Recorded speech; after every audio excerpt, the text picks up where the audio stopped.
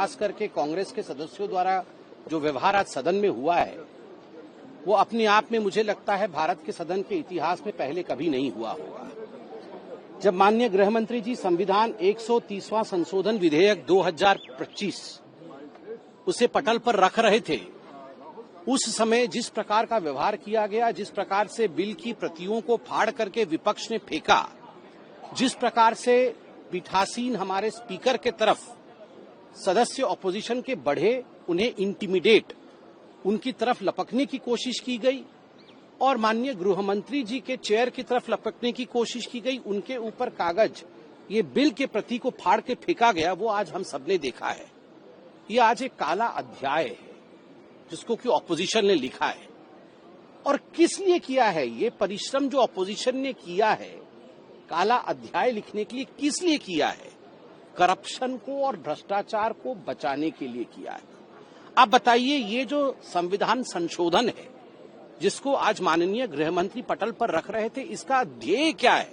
इसका एक लाइन में ध्येय है कि जेल से रहकर सरकार नहीं चलाई जा सकती है।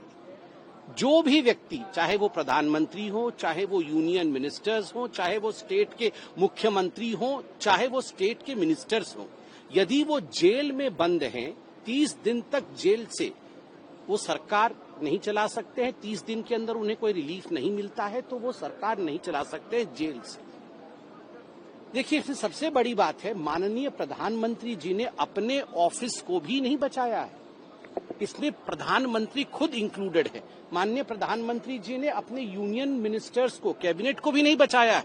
यूनियन कैबिनेट भी इंक्लूडेड है। याद करिए, जब इसी प्रकार का एक बिल इंदिरा जी लेकर आई थी तो उसमें स्पष्ट रूप से लिखा गया था कि the prime minister's office, the president's office, vice president office, आप इनके ऊपर केस नहीं कर सकते। बाकी लोगों के ऊपर केस कर सकते हैं, मगर इन पदों के ऊपर, प्रेसिडेंट के ऊपर, प्राइम मिनिस्टर के ऊपर केस नहीं कर सकते हैं। मतलब इंदिरा जी ने और कांग्रेस पार्टी ने अपने आप को बचाने के लिए रास्ता बनाया था, मगर बाकियों के लिए बिल लाया। यहां पर प्रधानमंत्री भी जुड़े हुए हैं, यूनियन मिनिस्टर्स भी जुड़े हुए हैं, स्टेट मिनिस्टर और स्टेट के मुख्यमंत्री। आप देखिए, लालू प्रसाद यादव जी को बचाने के लिए मनमोहन सिंह जी एक ऑर्डिनेंस लेकर आए थे और राहुल गांधी का उस समय का रवैया क्या था आप याद करिए। प्रेस क्लब ऑफ इंडिया में बैठ करके उन्होंने उस ऑर्डिनेंस के कागज को फाड़ करके इस प्रकार से हवा में उछाला था कि मैं तो भ्रष्टाचार के खिलाफ हूं और कोई भी भ्रष्टाचारी व्यक्ति जेल से सरकार नहीं चलाना चाहिए। उस समय के रवैये और आपके रवैये में आज भी कागज फाड़ के फेंका है। और कागज फाड़ के क्या फेंका है कि जेल से सरकार चलनी चाहिए। ये जो हिपोक्रेसी है, ये जो दो तरीके का सोच है, पहले की सोच दिखावा और अब असलियत, यह हिंदुस्तान देख रहा है। दूसरा विषय मैं कहना चाहता हूं, लालू प्रसाद यादव जी को भी जेल हुआ, उन्होंने भी इस्तीफा दिया। उस समय से आप देखिए, जितने भी लोगों को जेल हुआ, जो माननीय मुख्यमंत्री थे, जो बड़े पदों पर आसीन रहे हैं, उन सबने इस्तीफा दिया। मगर कुछ महीनों पहले दिल्ली में आपने देखा, 2 लोग ऐसे थे जिनको जेल हुआ और जेल से रहकर उन्होंने सरकार चलाई, इस्तीफा नहीं दिया। जब इस विषय को लेकर कोर्ट में लोग गए तो कोर्ट ने क्या कहा? दिल्ली हाई कोर्ट ने कहा, इसमें हम कुछ नहीं कर सकते हैं क्योंकि देश में ऐसा कोई कानून नहीं है कि जेल से सरकार नहीं चल सकती है। ये नैतिकता का विषय है। नैतिकता के आधार पर दिल्ली के मुख्यमंत्री ये तय कर ले कि जेल से सरकार चलाना है या नहीं चलाना है। आज देश से हम पूछते हैं कि नैतिकता क्या है? क्या देश जेल से चल सकती है? नहीं चल सकती है। यही ये विधेयक कहता है, जिसको फाड़ करके हमारे स्पीकर के साथ दुर्व्यवहार करने की कोशिश की गई। वो स्पीकर सबके हैं और माननीय गृह मंत्री के साथ जिस प्रकार का आज व्यवहार किया गया है, जिस प्रकार सदन की मान्यता को खंडित किया गया है, यह अपने आप में लज्जाजनक है।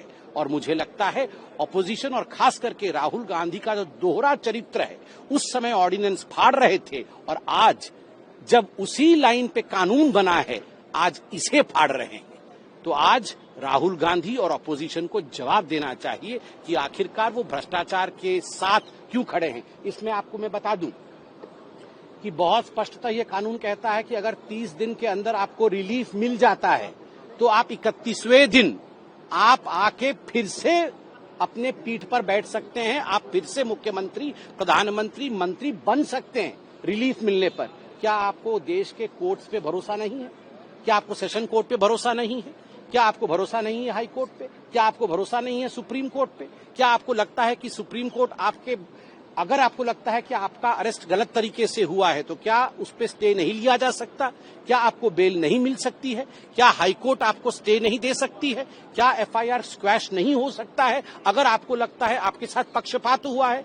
क्यों आप देश के कोर्ट पर भरोसा नहीं करते हैं? आप किसी पे भरोसा नहीं करते हैं क्योंकि आप भ्रष्टाचार को, भ्रष्टाचारियों को बचाना चाहते हैं। यह देश कभी नहीं सहेगा। ये नैतिकता का विषय है, नैतिकता की लड़ाई है। आप कागज फाड़िए या कुछ भी फाड़िए, देश नैतिकता को फाड़ने नहीं देगा।